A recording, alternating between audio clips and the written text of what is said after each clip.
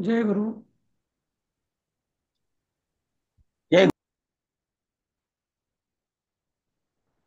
हा, आपण काल जे केलं होतं त्याच्या पुढे आज आता सुरुवात करणार आहोत.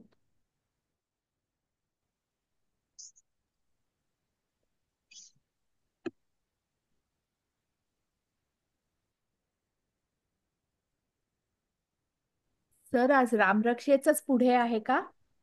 काय ते? नाही, आपला काय? पाठ आहे रेग्युलर का रामरक्षेचं पुढे शिकवणार आहात सर? नाही, आज रामरक्षेचाच घेतो होत आपण. ओके ओके, हा म्हणजे माझं कारण नव्हते काल मी. हा, ये नाही, जो भी आए थे रामरक्षेचाच घेतोय आपण. वो मेरे जो नहीं ये तो राम और पुत्र मेरे जो आए थे मुका हा, नाही बोललो होते. हॅलो. जय गुरु सर. हा, जय गुरु. जय गुरु. स्लाइड दिसते ना तुम्हाला? बंद करू. बंद करू. हो सर. हा. आपण कालपासूनच पुढे सुरू करूया.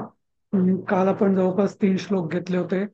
त्यात स्तोत्र, मंत्र, ऋषी, देवता, छंद, शक्ती, विनियोग हे सगळं बघितलं होतं. नंतर आपण ध्यान बघितलं होतं त्याच्यानंतर, बरोबर. आणि नंतर ध्यानानंतर जे महात्म्य आहे ते बघितलं होतं, त्याचं काय आहे महात्म्य. नंतर ध्यानाचे श्लोक बघितले होते. ध्यात्वा निलोत्पलश्यामम वगैरे. आधी ध्यान बघितलं ते वेगळं, रामरक्षेचं ध्यान. मग नंतर एक श्लोक महात्म्याचा होऊन मग परत ध्यान सुरू केलं होतं, बरोबर. तर हे, आणि त्याच्यानंतर आपण या श्लोकावरती होतो मला वाटतं, सासी तूळ, बरोबर ना? हो हो हो, हा, सासीतून हा घ्यायचा. हा. तर स सासितूर्ण धनुर्बाण पाणिम याची आपण विभक्ती बघूया, म्हणजे संधी विग्रह. स स म्हणजे सह. हम्म, सह. स हा प्रत्यय उपसर्ग आपण बऱ्याच ठिकाणी सह, जोडीने, असं नाही का, अं, या अर्थाने आपण लावतो. हा. असी. असी म्हणजे काय? तर तलवार, खड्ग किंवा तलवार.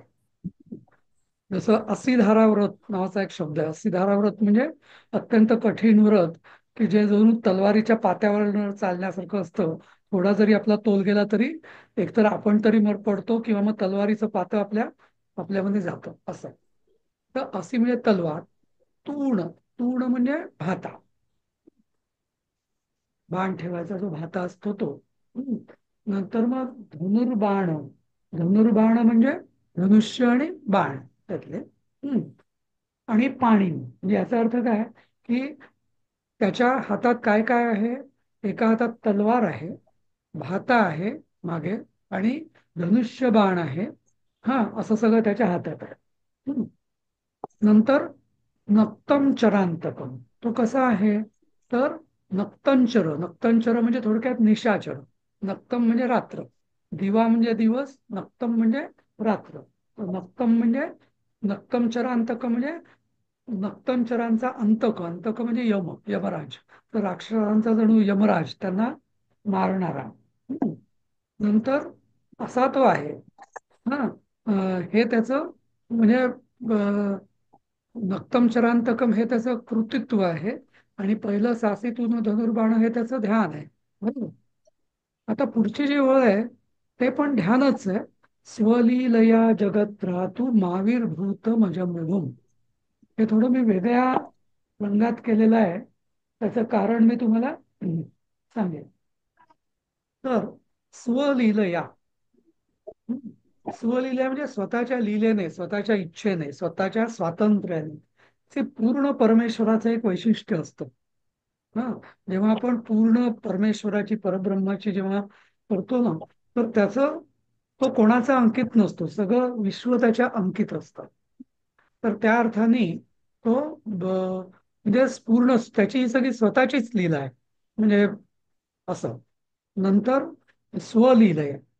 नंतर जगत त्रातुम आविर्भूतम अजम. जगत त्रातुम म्हणजे काय? जगाच्या रक्षणासाठी. त्रायते म्हणजे रक्षण करणे, त्रास देणे नाही. मराठीत म्हणजे वाटतं त्रास देण्याचं काय, पण त्रास देण्याचा याच्यात काही संबंध नाही. त्राण हा तर त्रा म्हणजे त्रायते संस्कृतमध्ये म्हणजे रक्षण करणे. जगात त्रातून म्हणजे जगाचं रक्षण करण्यासाठी. आविर्भूतम, आविर्भूत म्हणजे काय, ज्याला आपण मराठीत आविर्भूत झाला असं म्हणतो ना, म्हणजे अवतार घेतला असं, प्रकट झाला, तर तो प्रकट झाला. हा, नाहीतर वास्तविक तो कसा आहे, अजम. अजम, जम म्हणजे जन्म. तो अजन्म आहे, किंवा ज्याला जन्म नाही, आणि जन्म नाही त्यामुळे मृत्यू पण नाही असा. तर असा जन्म मृत्यू रहित, कारण तो परमेश्वर आहे, तो या सगळ्याच्या पलीकडचा आहे. पण तरीही तो स्वतःच्या लीलेने जगाच्या रक्षणासाठी, जसं मी काल म्हटलं होतं की जगाचं का रक्षण, तर परित्राणाय साधूनां विनाशायाच दुष्कृतां धर्म संस्थापनार्थाय संभवामी युगे युगे, ही जी परमेश्वराची प्रतिज्ञा आहे. कारण कृष्ण राम हे शेवटी परमेश्वराचेच अवतार आहे, बरोबर. तर त्या प्रतिज्ञेच्या पूर्तीसाठी तो स्वतःच्या लीलेने जगाच्या रक्षणासाठी अवतार घेतो. आणि नाहीतर त्याचं मूळ स्वरूप कसं आहे, विभूम. विभूम म्हणजे पूर्ण व्यापलेलं. हे दोन शब्द लक्षात ठेवा, एक प्रभू आणि विभू. प्रभू म्हणजे काय, स्वामी. सगळ्या पूर्ण चराचराचा जो स्वामी त्याला म्हणतो आपण प्रभू. आणि विभू म्हणजे काय, सर्वव्यापी. भू म्हणजे होणे. प्र तर वि म्हणजे विशेष होणे. भू म्हणजे होणे, विशेष होणे. वि हा उपसर्ग. विशेष होणे म्हणजे सगळ्यात व्यापून असणे, त्याला म्हटलं होतं विभू. रामरक्षा हा. हम्म. तर असा हा विभू, तो विभू पण आहे आणि प्रभू पण आहे. असा, तर असा हा पूर्ण व्यापी. तर हे हे वेगळ्या अक्षरात मी का लिहिलेलं आहे, आणि या ध्यानातली, या दुसऱ्या ध्यानातली ही ओळ जी आहे, ही निर्गुण निराकार परमेश्वराचं सर्वव्यापी स्वरूप. आतापर्यंत जी आपण ध्यानं बघितली ती सगुण, त्याच्या सगुण परमेश्वराच्या सगुण रामचंद्र स्वरूपी सगुण रूपाची बघितली. पण ही ओळ, एक ओळ, या श्लोकातली शेवटची ओळ, ही त्याचं निर्गुण निराकार सर्वव्यापी रूप, हा, आणि पूर्ण स्वातंत्र्य असलेलं असं रूप त्याचं वर्णन करते. म्हणून ते मी वेगळ्या अक्षरात. तर आता आपण याचा शेवटचं वाक्य, आता या ध्यानाचं महात्म्य किंवा काय, तर रामरक्षाम पठेत प्राज्ञ पापघ्नीम सर्व कामदाम. आता इथं हे म्हणजे या चौथ्या श्लोकाची ही पहिली ओळ आहे की प्राज्ञ म्हणजे बुद्धिमान पुरुष किंवा सुज्ञ पुरुष, हा, पापघ्नीम सर्व कामदाम रामरक्षा. ही रामरक्षा ही कशी आहे, तर पापघ्नी म्हणजे पापाचा नाश करणारी. पापघ्न, घ्न म्हणजे नाश करणार. तर घ्नी म्हणजे ही स्त्रीलिंगी असल्यामुळे पापघ्नी असं झालं. पापाचा नाश करणारी आणि सर्व कामदाम, सर्व इच्छा तृप्त करणारी किंवा देणारी, सर्व जे मागेल ते देणारी अशी रामरक्षा पठेत म्हणजे पठण करो. तर असं आतापर्यंत म्हणजे आता याचं पूर्ण, या 4 श्लोकांचा एक पूर्ण एका वाक्यात आपण जर त्याचा अन्वय बघितला तर तो असा होतो, नीलोत्पलश्यामम राजीवलोचनम जानकी लक्ष्मणोपेतम जटामुकुटमंडितम सासी तूर्ण धनुर्बाण पाणीम नक्तम चरांतकम. हे त्याचं झालं पूर्ण विशेषणात्मक, सगळी विशेषण आहे ती. तर हे त्याचं सगुण साकार ध्यान आहे. तो कसा दिसतो, त्याचा रंग कसा, त्याचे डोळे कसे, त्याच्या बरोबर कोण आहे, त्याच्या जटा म्हणजे मुकुट, जटारूपी मुकुट कसं आहे, त्याच्या हातात धनुष्यबाण कसं आहे, हा, आणि तो राक्षसांचा नाश करतो, असं त्याचं सगुण साकार ध्यान आहे. पण ते शेवटच्या वेळीत आपण बघितलं, स्वलीलया जगत्रातुम आविर्भूतम अजम विभूम, हे त्याचं निर्गुण निराकार ध्यान. तर जसं आपण आपल्या सनातन धर्माचं एक वैशिष्ट्य आहे की आपण शेवटी वेद किंवा उपनिषद हे सांगतात की परमेश्वर हा निर्गुण निराकार आहे, पण त्याच्याकडे जाण्याचा जो मार्ग आहे तो सगुण भक्तीतनं जातो, बरोबर.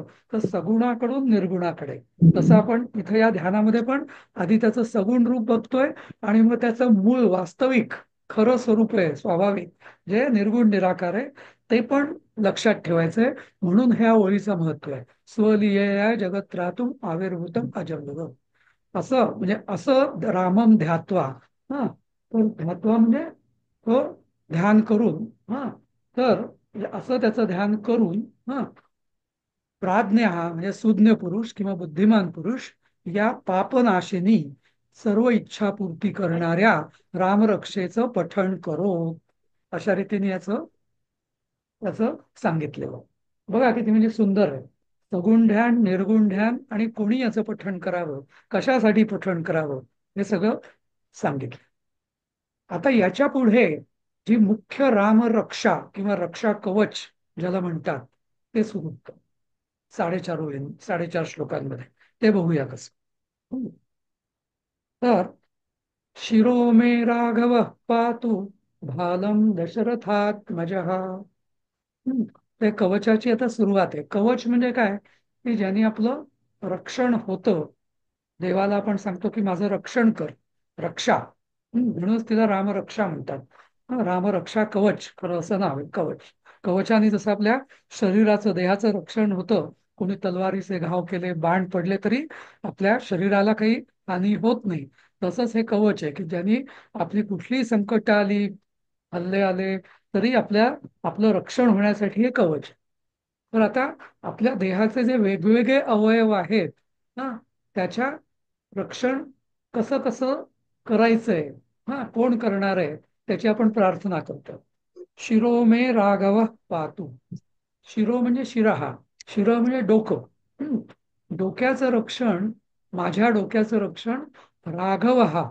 राघवा म्हणजे काय, रघुकुलोत्पन्न.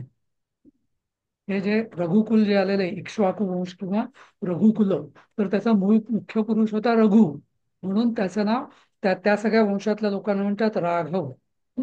तर हा जो राघव आहे, रघुकुलातला मुख्य पुरुष, म्हणजे त्या कुलात नंतर मोठा झालेला मुख्य पुरुष हा प्रभू रामचंद्र, श्रीराम, दशरथाचा मुलगा. तर त्या राघव जो आहे रघुकुलातला राम, तो त्या माझ्या डोक्याचं रक्षण करतो. पातू म्हणजे पा धातूपासून त्याचं आज्ञार्थी आहे. हा, प्रथम पुरुष एकवचनी. हा, म्हणजे राघव माझ्या डोक्याचं रक्षण करो. किंवा कर, हे राघवा तू माझ्या डोक्याचं रक्षण कर, असं. भालम दशरथात्मज. आता माझ्या डोक्यानंतर काय अवयव येतो आपला, कपाळ किंवा भाल प्रदेश. त्या भाल प्रदेशाचं रक्षण कोण करेल, दशरथाचा पुत्र. आत्मज म्हणजे पुत्र. तर दशरथाचा पुत्र जो आहे तो माझ्या डोक्याचं, कपाळाचं रक्षण कर. आता इथं बघा, नुसती नावं कशी, म्हणजे याला एक विशिष्ट संगती आहे. ते राघव इथे का घेतलं आणि दशरथात्मज का घेतलं, याला पण एक विशिष्ट उद्देश आहे, हेतू आहे. की आपल्या डोक्यामध्ये म्हणजे ब्रह्मस्थानी किंवा मूर्धास्थानी असं म्हटलं जातं की आपले सगळे वंश परंपरा किंवा गुरु परंपरा तिथे असते. तर यांची वंश परंपरा काय, तर रघुकुल, बरोबर. तर रघुकुलाचे सगळे, त्यामुळे त्याचे वंश वंश म्हणजे पितर हे डोक्यात आहेत. म्हणून असा जो राघव जो आहे, तर तो माझ्या डोक्याचं रक्षण करतो. नंतर आता त्याच रघुकुलातला जो दशरथ, राजा दशरथ, तो त्याचा पिता आहे. आणि असं म्हटलं जातं की पिता आपल्या पत्नीद्वारे जो संतती निर्मिती करतो, तो त्याचं भाग्य असतं. ते जसं आपण म्हणतो की माता पिता, चांगले माता पिता मिळणं हे याला नशीब लागतं, भाग्य लागतं. आणि भाग्य कुठे लिहिलेलं असतं, तर कपाळावरती, बरोबर. तर त्यामुळे दशरथात्मज म्हणजे इथे दशरथाचं स्मरण, दशरथ पित्याचं स्मरण का केलेलं नाही, दशरथात्मजाने माझ्या कपाळाचं रक्षण करावं. कारण तो जो दशरथ आहे, तर त्याच्यामुळे प्रभू रामचंद्राचं भाग्य म्हणजे भाग्यशील ते झाले. हा, तर म्हणून इथं आपल्या भाल प्रदेशाचंही रक्षण जे आहे, तो दशरथाचा पुत्र किंवा दशरथाने ज्याचं भाग्य लिहिलं, तसा राम माझ्या भाल प्रदेशाचं रक्षण कर, असा याला अर्थ आहे. पुढचं, कौसल्येयो दृशो पातु विश्वामित्र प्रिय श्रुती घ्राणं पातु मखत्राता मुखम सौमित्रिवत्सलः. असा कौसल्येय. कौसल्येय म्हणजे काय? जसं आपण राधेय, कर्णाला राधेय म्हणतात, आकारांत स्त्रीलिंगी, त्याचं इ प्रत्यय लागला की तो राधेय, कौसल्येय. कौसल्येय म्हणजे कौसल्येचा पुत्र, कौंतेय. तसं कौसल्येय म्हणजे कौसल्येचा, माता कौसल्येचा पुत्र. दृशौ. तर दृश हा धातू पण आहे, पण दृश हा नाम पण आहे, आणि त्याचं दृश म्हणजे नेत्र. तर दृशौ, आपले दोन डोळे असतात म्हणून दृश या शब्दाचं द्विवचन आहे, हे प्रथमा द्विवचन किंवा द्वितीय द्विवचन. तर माझ्या नेत्रांचं, दोन नेत्रांचं रक्षण हा कौसल्येय, हा म्हणजे कौसल्यापुत्र राम माझ्या दृष्टीचं रक्षण कर. कौसल्याच का निवडली इथं? कौसल्याचा पुत्रच का निवडला? कारण जशी माता, कौसल्या माता, जसं रामाचं तिची वात्सल्यपूर्ण आणि रक्षण करणारी दृष्टी त्याच्यावर होती, पुत्रावरती, त्याच दृष्टीने तो कौसल्यापुत्र राम माझ्या नेत्रांचं रक्षण कर. समजलं? नंतर पुढचं, विश्वामित्र प्रिय श्रुती. का श्रुती? परत श्रुती ही म्हणजे, एक श्रुती ही म्हणजे श्रुती म्हणजे वेद पण होतात, आणि दुसरा श्रुती या शब्दाचा कान, कर्ण, की ज्यांना आपण ऐकतो, श्रवण करतो, ती श्रुती. तर ते दोन कान. आणि श्रुती, श्रुती हा दीर्घ शब्द आहे बरं. श्रुती हा दीर्घ शब्द आहे कारण तो श्रुती ही या शब्दाचं द्वितीय द्विवचन आहे म्हणून श्रुती. तर विश्वामित्राला प्रिय असलेला जो राम, तो माझ्या कानांचं रक्षण कर. तर विश्वामित्रच का? विश्वामित्र प्रिय हेच विशेषण का घेतलं त्याला? कारण असं की विश्वामित्राने त्याला ज्या विद्या दिल्या, त्या विद्यांचं श्रवण करवलं की, आणि त्यांनी, रामाने ते पूर्ण एकाग्रतेने त्या विद्या आत्मसात केल्या, आपल्या कानांनी ऐकून, श्रवणांद्वारे. तर आणि मग पुढे त्याचा त्यांनी राक्षसांच्या संहारासाठी उपयोग केला. तर असा म्हणजे ज्यांनी आपले श्रवणेंद्रिय विश्वामित्रांकडून विद्या घेण्यासाठी पूर्णपणे एकाग्रतेने वापरले, असा तो विश्वामित्र प्रिय राम, की ज्याने आपल्या कानांचा उपयोग योग्य प्रकारे केला, तो राम मला माझ्या कानांचं रक्षण करो. पातू म्हणजे पातू म्हणजे परत रक्षण करो. जसं आपण अथर्वशीर्षात म्हणतो ना, अव पश्चात्तात, अव पुरस्तात. जसं अव म्हणजेच रक्षण करो, पा तिथे अ धातू आहे, इथे पा धातू आहे, पण दोघांचा अर्थ एकच होतो. पातू म्हणजे रक्षण करो, अव म्हणजे पण रक्षण करो. आता पुढचं, घ्राणम पातु मखत्राता. तर घ्राणेंद्रिय म्हणजे काय? नाक. तर घ्राणम म्हणजे इथं नाक. तर ज्याने आपण वास घेतो, बरोबर, गंधाचं वास घेतो, तर तो घ्राणेंद्रिय जे आहे त्याचं रक्षण कोण करो? मखत्राता. तर मख म्हणजे यज्ञ. आपली सनातन धर्माची एक वैशिष्ट्यपूर्ण गोष्ट आहे ती म्हणजे यज्ञ. तर त्या यज्ञाचं रक्षण करणं, जसं विश्वामित्रांनी राम लक्ष्मणांना का नेलं होतं आधी सुरुवातीला? यज्ञांच्या रक्षणासाठी, बरोबर. तर त्या असा जो यज्ञाचं रक्षण करणारा जो राम आहे, तो माझ्या घ्राणेंद्रियाचं किंवा नाकाचं रक्षण करो. कारण असं म्हटलं जातं की जे यज्ञ होतात त्या यज्ञाच्या विशिष्ट गंधाने पूर्ण वातावरण हे शुद्ध होतं. हा यज्ञाचा एक हेतू आहे. तर असं तो वातावरण शुद्ध करणारा आणि सगळं, तर तो असा यज्ञ संरक्षित यज्ञाचं संरक्षण करणारा राम माझ्या घ्राणेंद्रियाचं रक्षण कर. मुखम सौमित्री वत्सला. तर सौमित्री, सुमित्रा ही लक्ष्मणाची माता म्हणजे रामाची सावत्र आई. पण आणि सुमित्रा पुत्र कोण? सौमित्री म्हणजे सुमित्रा पुत्र, तो म्हणजे लक्ष्मण. तर सौमित्री वत्सला म्हणजे जो, ज्याचं आपल्या सौमित्रीवर किंवा लक्ष्मणावर अत्यंत प्रेम आहे, असा राम, की ज्या दोन्ही म्हणजे एकतर तो प्रेम पण करतो आणि त्याचं रक्षण पण करतो, लक्ष्मणाचं, असा राम, की त्याच्या माझं पण रक्षण करो. जसं लक्ष्मणाच्या मुखाकडे पाहून सतत तो आपल्या त्याला डोळ्यासमोर ठेवून त्याचं रक्षण करतो किंवा त्याच्यावर प्रेम करतो, तसंच तो माझंही रक्षण करतो. असं मुखाचं, माझ्या मुखाचं, सॉरी. कारण मुख हे प्रेमाचं म्हणजे प्रेम व्यक्त करणं हे मुखाद्वारे होतं. म्हणून इथं मुखाच्या रक्षणासाठी सौमित्री वत्सल या त्याच्या रामाच्या विशेषणाची योजना केली. पुढचं जिह्वां विद्यानिधी पातु कंठम भरतवंदितः. आता माझ्या जिव्हेचं कोण रक्षण करो, तर विद्यानिधी, जो साक्षात विद्येचा खजिना आहे, विद्येचं भांडार आहे, हा, असा तो राम माझ्या जिभेचं रक्षण करो. आता त्याचा विद्यानिधीच म्हणजे हेच विशेषण रामाचं इथं का वापरलं?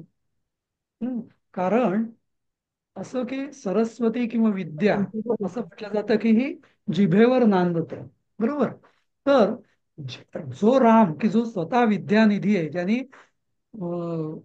गुरु वसिष्ठ आणि गुरु विश्वामित्रांकडून सगळ्या विद्या प्राप्त केलेल्या आहेत, असा तो राम माझ्या जिभेचं सुद्धा रक्षण करो. म्हणजेच काय की त्या विद्या, सगळ्या ज्या ज्या विद्या मी प्राप्त करेन, शिकेन, त्या विद्या सुद्धा माझ्या जिभेवर व्यवस्थितपणे नांदो, त्याचा मी व्यवस्थितपणे उपयोग करतो.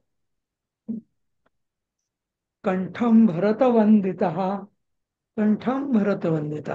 का जो भरतवंदित, भरताने ज्याला सतत वंदन केलेलं आहे, इतकं की 14 वर्ष भरत नंदीग्रामाला म्हणजे तिथे जो राहिला, त्याच्या पादुका ठेवून सतत त्याच्या पादुकांचं वंदन करत राहिला, असा जो भरत, हा, भरत वंदित, भरताकडून वंदित असा राम, तो माझ्या कंठाचं रक्षण करतो.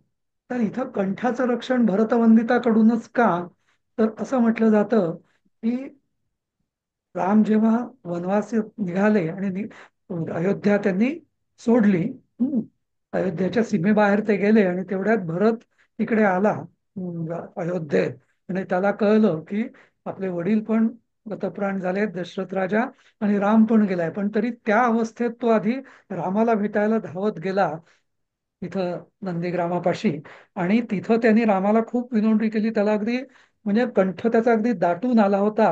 हा, आणि पण त्या भरताच्या ज्या अत्यंत अशा भावनांनी तो सद्गदित झाला होता, त्या भावनांना शांत करणारा राम माझ्या सुद्धा कंठाचं रक्षण करो. म्हणजेच काय, तर मला सुद्धा माझ्या भावनांना सुद्धा तो आवर घालो. कारण कंठ हा भावनांना प्रकटही करू शकतो आणि भावनांना आवरही घालू शकतो, बरोबर. म्हणून त्या कंठाचं रक्षण आपल्याला भरतवंदित राम करो असं इथं म्हटलंय. स्कंधौ दिव्यायुध पाहतो. आता आपले स्कंध, 2 स्कंध आहे म्हणून स्कंधौ म्हटलंय, द्विवचन. माझ्या स्कंधाचं रक्षण हा कोण करो, की दिव्यायुध, ज्यांनी अत्यंत दिव्य दिव्य अशी आयुध शस्त्रास्त्र जो धारण करतो, असा जो राम आहे, तर तो माझ्या स्कंधाचं रक्षण करो. खांद्यांचं, स्कंध म्हणजे खांद्यांचं रक्षण करो. कारण का, की म्हणजे त्या दिव्याउद्धारी रामाला त्यांनी अत्यंत अशी जड आणि शक्तिमान अशी आयुध त्याच्या खांद्यावर धारण केलेली आहेत, बरोबर. जसं धनुष्य वगैरे, धनुष्य, भाता वगैरे सगळं. म्हणून त्या दिव्यायुधधारी रामाचं इथं त्याला आपण आपल्या स्कंधाचं रक्षण करायला विनवणी करतो. भुजौ भग्नेश कार्मुक. तर भुजौ म्हणजे 2 भुजा ज्या आपल्या असतात, बाहू ज्याला म्हणतो आपण, तर त्या बाहूंचं रक्षण कोण करो, तर भग्न ईश कारमुक. भग्न म्हणजे तोडलेलं, हा, नंतर भंग केलेलं, हा, भग्न करणारा. ईश म्हणजे शंकर. या ब्रह्मा विष्णू महेश याच्यामध्ये ईश हे नाव शक्यतो शंकराला म्हटलं जातं, महेश. आणि कार्मुक म्हणजे धनुष्य. जर ज्याने शिवधनुष्य किंवा शंकराचं धनुष्य सीतेच्या स्वयंवरामध्ये ज्याच्या हातून भंग पावलं, तो भग्नेश कार्मुक. इतक्या त्याच्या ताकदवान भुजा होत्या, तर तो तशाच ताकदवान भुजा असणारा राम माझ्या सुद्धा भुजांचं रक्षण कर. पुढचं करौ सीतापती पाहतो, म्हणजे जो सीतापती जो राम आहे, सीतेचा पती, हा, तो माझ्या हातांचं रक्षण करो. का बरं हातांचं रक्षण करो? तर आपले जे हात असतात ते काहीतरी करण्यासाठी असतात. काय करतात? की आपलं कर्तव्य पार पाडतात. बरोबर. हातांनी काय करणं अपेक्षित असतं? अविचारी कृती नाही, तर आपल्या कर्तव्यानुसार जी कृती करणं अपेक्षित असतं ते आपले हात असतात. बरोबर. तर इथं सीतापती का? कारण त्यांनी जेव्हा विवाहाच्या वेळेस त्यांनी कर्तव्य म्हणून आपल्या हातांनी सीतेचा स्वीकार केला आणि त्याच हाताने राजा राजाचं कर्तव्य हे आपल्या प्रेमापेक्षाही प्रेमाचा त्याग करून त्यांनी राजाचं कर्तव्याला प्राधान्य दिलं आणि त्या कर्तव्यासाठी त्यांनी त्याच हातांनी सीतेचा त्याग देखील केला. तर अशा त्या सीतापती म्हणजे असे त्याचे हात की जे कर्तव्याला नेहमी श्रेष्ठ मानत होते. तर असा तो अं, अं, म- अं, सीतापती, तो माझ्या सुद्धा हातांचं रक्षण करो आणि माझ्या हाताला कर्तव्याची प्रेरणा देव. हृदयम जामदग्न्यजित. तर माझं जे हृदय आहे ते कोणी रक्षण करो? तर जो जामदग्न्यजित, की ज्यांनी जमदग्नी पुत्र परशुरामाला जिंकलेला आहे. कधी जिंकलं त्यांनी? जेव्हा शिवधनुष्य रामाच्या हातून भंगीला गेलं सीता स्वयंवरात, आणि मग तो जेव्हा परत येत होता सीतेला घेऊन, तर तेव्हा परशुराम त्याला आडवे आले आणि परशुरामाला फार, म्हणजे परशुराम सुद्धा विष्णूचाच अवतार होते, पण त्या क्षणी पुन्हा आता हे लक्षात घ्या की लीला होती ती सगळी परमेश्वराची. तर परशुरामाने त्याला युद्धाचं आव्हान दिलं आणि नंतर आव्हान दिल्यावरती रामाने मग धनुष्याला प्रत्यंचा चढवली, बाण लावला. तर परशुरामाला कळलं की रामाचा बाण कधी व्यर्थ जात नाही, आणि मग त्यांनी रामाला सांगितलं की तू माझ्यावर मारू नको, कारण मला चिरंजीवित्वाचं वरदान मिळालेलं आहे. तर तू एक काम कर, माझं जे सगळं पुण्य जे आहे ते आता मी त्या पुण्यावरती तू माझा बाण कर, ते पुण्य मी परत तपश्चर्या करीन, परत मिळवेन, पण तू माझं पुण्यराशी ज्या माझ्या आहेत त्या नष्ट कर. तर पण हे का केलं मग परशुरामाने? तेव्हा त्यांनी अहंकाराचं प्रकटीकरण केलं होतं, आणि त्या अहंकाराला मारणारा, अहंकाराला शासन करणारा, अहंकार नेहमी ताबूत ठेवणारा असा जो राम आहे, तो माझ्या हृदयाला सुद्धा त्याचं रक्षण करू. म्हणजे काय, माझ्या हृदयाला तर अहंकाराची कधी बाधा न हो, अशा त्याच्याकरता त्याला त्या जामदग्नजित राम माझं रक्षण करू हृदयाचं, असं म्हणजे. मध्यम पाहतो खरं ध्वंसी. आता खर नावाच्या माहिती असेल आपल्याला की जेव्हा राम सीता लक्ष्मण हे जेव्हा वनवासात निघाले, मग ते अयोध्येकडून दंडकारण्य प्रदेश म्हणजे आजचा जो नाशिक वगैरे जो प्रदेश आहे तो पूर्ण घनदाट, तिथे सगळा राक्षसांचा संचार होता. आणि त्यांनी खरं वगैरे, त्यांचा नेता होता खरं, की ज्याला रावणाने या प्रांताचा सुभेदार नेमलं होतं. तर त्याच्या खर आणि त्याचे जे 14,000 राक्षस आहेत त्या राक्षसांचा त्यांनी नाश केलेला आहे. आणि मग आपल्या आश्रमात आपलं ते पंचवटी इथं त्यांनी आपली कुटी बांधलेली आहे, कारण नाहीतर ते राक्षस त्याला राहूच देत नव्हते. हं. तर अशा त्या 14,000 राक्षसांचा खरासहित नाश ज्यांनी केलेला आहे, हं, असा तो खरध्वंसी राम हा माझ्या देहाच्या मध्यभागाचं रक्षण करू. आता मध्यभाग म्हणजे कुठला? तर हृदयाच्या खालचा, म्हणजे मग आपलं जठर जो भाग आहे, हा, हृदयापासून नाभीपर्यंतचा मधला भाग, म्हणजे मुख्यत्वे करून आपलं उदर, तर त्याचा तो नाश कर.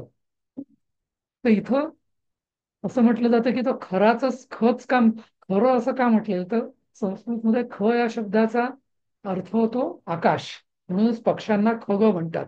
आकाशात गमन म्हणजे आकाशात फिरणारे पक्षी, म्हणून ते खग.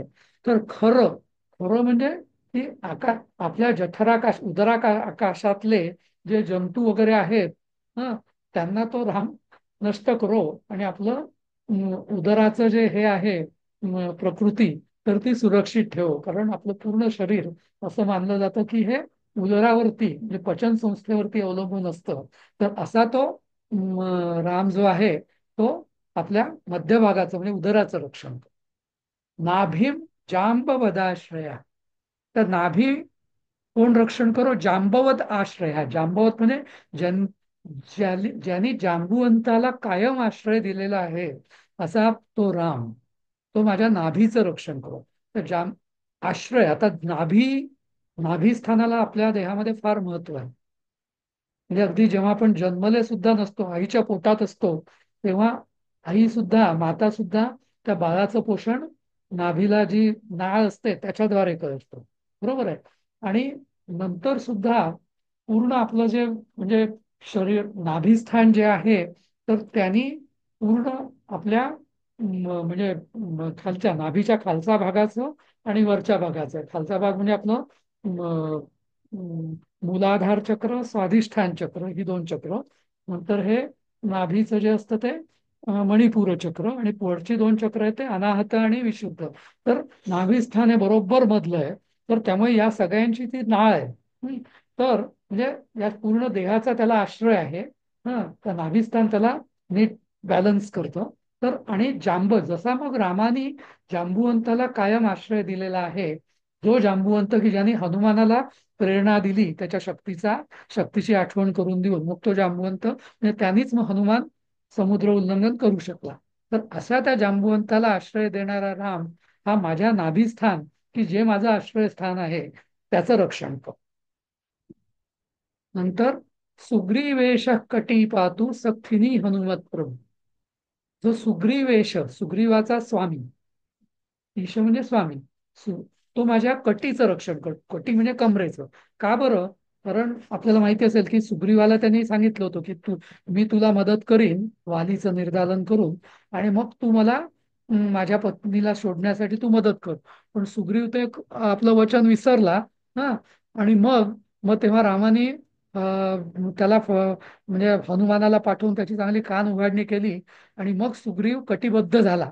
आणि मग त्यांनी त्याला म्हणजे त्याचे सगळीकडे दूत पाठवून हनुमान, जांबुवंत, नल, नील वगैरे अंगद या सगळ्यांना पाठवून सीतेचा शोध केला. तर असा सुग्रीव नंतर जो कटिबद्ध झाला, एखाद्या सज्ज झाला, तर तशीच माझी सुद्धा कंबर ही नेहमी उपासनेसाठी मी कटिबद्ध असो, चांगल्या कार्यासाठी. तर असा जो सुग्रीवेश जो आहे, म्हणजे जसं त्यांनी सुग्रीवाला प्रेरणा दिली कटिबद्धतेची, तो राम मला मला माझ्या कमरेचं रक्षण करो आणि मला कटिबद्ध करो. सक्थिनी हनुमत प्रभू. तर सक्थिनी म्हणजे काय? तर कमरेला लागून जी मांडी असते ना आपली, त्याला म्हटलं जातं सक्थिनी. पूर्ण मांडी नाही, गुडघ्यापर्यंतची नाही, तर कमरेला लागून जी अर्धी मांडी असते त्याला म्हटलं जातं सक्थिनी, ज्यात मांडीचं हाड पण येतं. तर त्या सक्तीने म्हणजे तो जो भाग आहे, तर त्या भागाचं रक्षण हनुमानाचा जो प्रभू आहे तो करू. आता हनुमानाचाच प्रभू का? तर हनुमानांच्या म्हणजे हनुमान एवढी ज्यांनी उंच उडी मारली, एवढी की साक्षात त्यांनी आधी लहानपणी सूर्याला पकडायला तो अगदी वरती गेला होता, आणि नंतर सुद्धा तो समुद्र उल्लंघून गेला. एवढी मोठी त्यांनी उडी. आणि उडी मारण्याकरता सगळ्यात जास्त जोर कुठल्या भागावर येतो देहाच्या? तर आपल्या मांड्यांवरती. बरोबर. तर अशा अत्यंत बलवान मांड्या ज्याच्या आहेत, अशा हनुमानाचा जो प्रभू, तो माझ्या मांड्यांचं रक्षण करो. उड्डाण शक्ती. नंतर उरु रघुत्तम पातू रक्ष कुलविनाश कृत. आता माझा उरु म्हणजे मांड्यांचा खालचा गुडघ्यापर्यंतचा भाग. तर तो रघुत्तम, हा, रघुत्तम म्हणजे रघुकुलातला उत्तम पुरुष, तो रामचंद्र. आणि शिवाय कोण? त्याचं दोन विशेषण इथे: रक्षक कुल विनाशकृत, की ज्यांनी म्हणजे राक्षस कुलाचा पूर्ण विनाश केला, हा, असा तो राम आहे. तर तो माझ्या गुडघ्यापर्यंतच्या भागाचं, खालच्या म्हणजे अर्ध्या मांड्यांचं रक्षण करतो. जानुनी सेतुकृत पातू. तर जानुनी सेतुकृत पातू म्हणजे काय? की ज्यांनी सेतू बंद केला रामेश्वरम पासून ते लंकेपर्यंत, असा जो सेतू तयार करणारा जो राम, तो माझ्या गुडघ्यांचं रक्षण करतो. तर इथं गुडघ्यांचं का रक्षण करू असं म्हटलं जातं, की आपल्या देहामध्ये जे 5 पंचमहाभूत असतात, त्यामध्ये पायापाशी जे असतं ते गुडघ्यापर्यंत जे असतं ते पृथ्वी तत्व असतं आणि गुडघ्यापासून आपल्या स्वाधिष्ठान चक्रापर्यंत म्हणजे गुह्य भागापर्यंत असतं ते आपलं जल किंवा आप तत्व असतं. तर गुडघे जे असतात ते दोन्ही तत्वांना जोडतात. जसं समुद्रावर सेतू म्हणजे काय, पृथ्वी म्हणजे पृथ्वीने या इकडची पृथ्वी आणि तिकडची पृथ्वी ही पाण्यावरून जोडल्या गेली, पाण्याला ओलांडून. तर तसंच आपले दोन्ही तत्व जे आहेत ते पृथ्वी आणि आप तत्व ही जोडली जाण्यासाठी, कारण आपल्याला जर म्हणजे वरती जायचं असेल तर आपल्याला तेजाकडे जायचंय, अग्नीकडे. तर म्हणून या दोन तत्वाला ज्यांनी जोडलं सेतू बांधून, तो राम, सेतुकृत राम माझ्या गुडघ्यांचं रक्षण कर. जंघे दशमुखांतका. जंघे म्हणजे कुठल्या, पोटऱ्या. हं. तर पोटऱ्या ज्या असतात आपल्या, तर त्यांचं रक्षण कोण करू, गुडघ्याचा खालचा भाग म्हणजे. तर तो दशमुखांतका, दशमुखी रावण, दशानन रावण, त्याचा ज्याने नाश केलेला आहे, तर तो माझ्या पोटऱ्यांचं रक्षण करतो. तर इथे पोटऱ्यांचं रक्षण का, इथे फार मोठं रूपक आहे की दशमुखी राम म्हणजे कोण, की ज्यांनी 10ही इंद्रिय, पंचकर्मेंद्रिय आणि पंच ज्ञानेंद्रिय, त्याची 10 मुखही या ज्ञानेंद्रिय आणि कर्मेंद्रियांचं प्रतीक होती. आणि या 10ही मुखांनी, 10ही इंद्रियांनी तो फक्त भोग घेत होता, भोगी होता तो. तर अशा या भोग्याला कोणी हरवलं, त्यागी माणसाने हरवलं. आणि त्यागी माणूस कसा, तर जो अयोध्येपासून ते लंकेपर्यंत चालत चालत गेला आणि म्हणून त्याच्या पोटऱ्या अत्यंत कडक म्हणजे बलवान झाल्या. कारण आपल्याला माहिती असेल की जो चालण्याचा व्यायाम करतो तर त्याच्या पोटऱ्या अत्यंत कडक असतात, म्हणजे मजबूत असतात. तर त्यागी वृत्तीने भोगी वृत्तीला हरवलं, असं इथे रूपक आहे. म्हणून आणि त्याच्या ज्या पोटऱ्या जशा रामाच्या जशा त्यामुळे मजबूत होत्या, म्हणजे त्यागवृत्तीचं प्रतीक. तर असा राम, त्यागवृत्तीचं प्रतीक असलेला राम, ज्यांनी दशमुखाला पण हरवलेला आहे, मारलेला आहे, तर तो माझ्या जंघांचं म्हणजे पोटऱ्यांचं रक्षण करतो. पादौ विभीषण श्रीद पातु रामोखिलम वपुः. तर आता माझे पाय जे आहेत ते, त्याचं रक्षण कोण करो, की ज्याच्या चरणांवर डोकं ठेवल्याने विभीषणाला सगळी श्री आणि संपत्ती मिळाली, ऐश्वर्य आणि संपत्ती म्हणजे लंकेचं राज्य मिळालं. हं असा म्हणजे ज्याच्या चरणांमध्ये एवढी ताकद आहे, की जे लंकेचं राज्य तो विभीषणाला देतो, ज्या शरण आलेल्या माणसाला, भक्ताला, तर तो माझ्या पायांचं रक्षण करो. आणि पातु रामो खिलम वपुः. तर आणि राम हा जो तारक मंत्र आहे, तर हा माझ्या अखिलम वपू म्हणजे पूर्ण देहाचं, वपू म्हणजे देह किंवा शरीर, तर त्याचं रक्षण करू. आता हे मी तुम्हाला एक इथं स्लाइडमध्ये दिसत असेल, तर एक टेबल मी केलेला आहे की जिथे आपला अवयव कुठला आणि कुठला राम, त्या त्या अवयवाचं रक्षण करू. तर इथे 1 पासून 20 पर्यंत सगळे आपल्या देहातले अवयव आहेत आणि 21 जे ते पूर्ण शरीर, की त्याचं रक्षण राम, की जो स्वतः तारक मंत्र आहे, जो आपल्याला मुक्ती देतो. तर असा राम हा माझ्या पूर्ण देहाचं रक्षण करो आणि देहाच्या पश्चात मला तारक म्हणजे तारून देवो किंवा मुक्ती देव, असं हे रक्षा कवच आहे. म्हणजे भुक्ती आणि मुक्ती हे दोन्ही देणारं असं हे रक्षा कवच आहे. समजलं की इतका म्हणजे प्रचंड मोठा. सर आणि हे खरं मूळ राम रक्षा कवच जे म्हणतो ना, ते हे मूळ कवच. हे 5 श्लोक जे आहेत, 4.5 श्लोक, हे मूळ कवच. मग बाकीचे जे श्लोक आहेत ते ध्यान, स्तुती, फलश्रुती वगैरे वगैरे, परत स्तुती, असं सगळं आहे. पण मुख्य हा गाभा राम रक्षेचा जो आहे, तो या 21 नावांमध्ये रक्षा कवच ज्याला म्हणतात ते हेच. समजलं. हो तर सर, एक प्रश्न विचारू, हे अतिशय सुंदर आहे. हम्म आ, तर मी असं ऐकलंय की म्हणजे मी कालपासून सुरू केलं की 11 वेळेला रामरक्षा म्हणली आणि ते सुरक्षा कवच होतं. तर मग हम्म फक्त एवढाच पाठ म्हणायचा? मी तरी आत्ता तरी पूर्ण रामरक्षा म्हणते नाही नाही, 11 वेळेला. पूर्णच ती का पूर्ण फक्त एवढंच म्हणायचे, म्हणायचं? म्हणायचे पूर्णच आहे. पण हे त्यातला सगळ्यात महत्वाचा गाभा ज्याला आपण म्हणतो ना, तो हा. असं असं मला म्हणायचं नाही की फक्त हा. एवढंच म्हणा किंवा एवढीच रामरक्षा आहे. पण हा रामरक्षेचा जो गाभा आहे, नाही नाही, मला रक्षा कवच. विचारायचंय म्हणजे. हो हो. नाही नाही, तर हा. पूर्णच म्हणायचंय, पूर्णच.